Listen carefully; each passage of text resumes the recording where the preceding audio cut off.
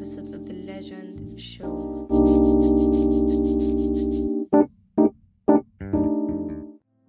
Today's topic is going to be about women in ancient Egypt.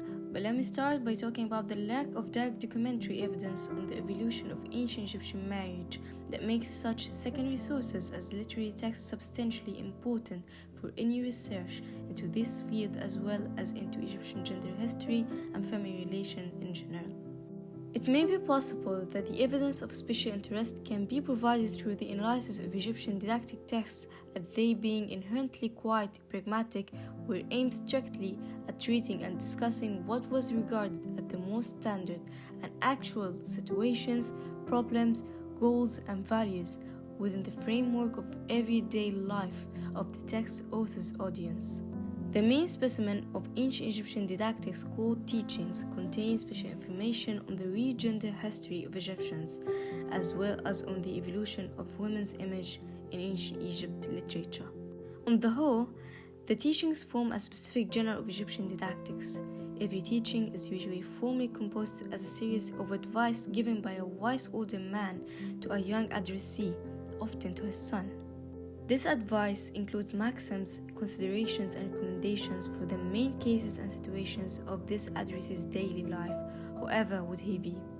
The aim of the teachings, sometimes declared explicitly, is to give their addressees some detailed instructions how to achieve prosperity and success, especially in career and family life, and to avoid disasters in social behavior.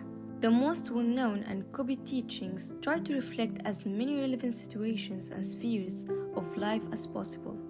This pragmatic and wise-scoped character of the teachings make them a very important source for reconstructing Egyptian social values and social life. It must be emphasized that the teachings, at least those available for us, which were rather broadly copied in Egyptian schools and among Egyptian literate people for many centuries, were never aimed at expressing any original, individual point of view or at reflecting any extraordinary or exotic phenomena. They are constituted on standard situations which any person from the audience would have to face in his life, and treat these situations staying firmly on the ground of pragmatic common sense. Thus, they reflect average social life and standardized social values, attitudes, and opinions of their audience. That is why they are used as quite representative sources for gender history and for reconstruction of the women's position society too. There is only one important restriction in this usage of the teachings. They typically deal only with the matters of life of the audience, of the literate people, and to the latter belong the representatives of all the upper social strata of the Egyptian society, including all the officials and definitely a large part of wealthy commoners. Thus, using the teachings, we can learn immediately almost only about the life of the upper and middle classes of Egypt. To what degree the lower and higher strata shared values in their family life is a problem which cannot be solved satisfactorily. The great majority of all the other sources reflect mainly the life of the higher strata too. As for our theme, two additional considerations are necessary. First, based on daily experience and common mode of life, they present to the audience common women known to the latter, taken in standard situations and depict typical everyday occurrence involving women.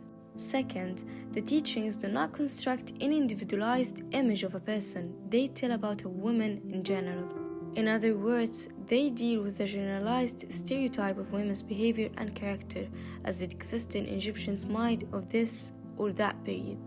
It must be emphasized that there are common features in teaching of all periods on the point of our study. The act of a man in respect to a woman which is discussed in teachings more than any other is to take for a wife, while the most discussed act for a woman in respect to a man is to give him a son. These two main actions enjoy no changes in their presentation or attention provoked by them. Thus, they are the main phenomena of gender relations from the Egyptians' point of view in any period. The second of these actions is evidently the main aim of the first one. Not all the teachings give us enough material on gender history. The relevant texts we can analyze here of the teaching of Ptah-hotep composed as it usually adopted in late Old Kingdom period, the New Kingdom teaching of Ani and so-called satiric letter, and the teaching of An-Khishishang belonging to the late period.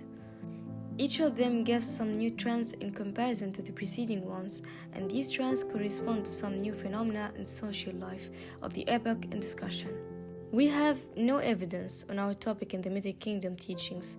Those available are dedicated to the matters of politics and career, not related to the family ones. But as Ptah-hotep's teaching was, as we know, carefully copied throughout the Middle Kingdom and early New Kingdom times.